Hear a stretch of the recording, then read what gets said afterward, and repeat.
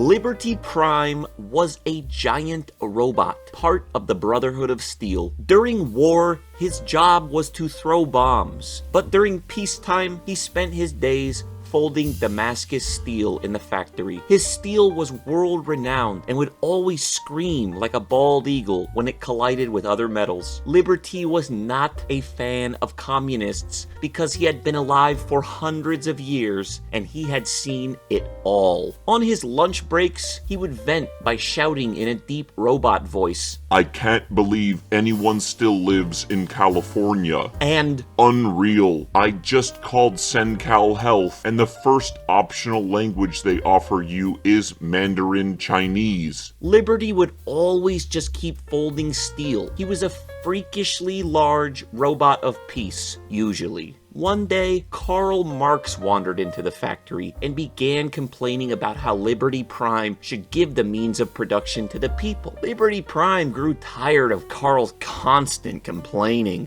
and demanded that he leave. However, Karl used his ultimate power, unionize, and a deep gray haze engulfed the factory. The steel Liberty was folding started to, as if magically, unfold itself. As it turned out, all the steel he ever folded was doing the same. Karl had made everything objectively worse, all without lifting a finger. Soon, Liberty was hit with a ton of return orders, and his Amazon seller account was riddled with A to Z claims. Liberty was devastated, but he knew what he had to do. He worked and worked until he discovered a new ingredient that could be added to the steel, which would make it even stronger. As he added the ingredient, Karl Marx accidentally fell into one of the molten steel pits, and fortunately, he was lost in the process. Liberty knew that folding steel contaminated with Karl Marx's blood would only make it weaker and lazier. Soon, his customers might want tons of free stuff for no work. He couldn't handle that, so he took his body out of the steel quickly,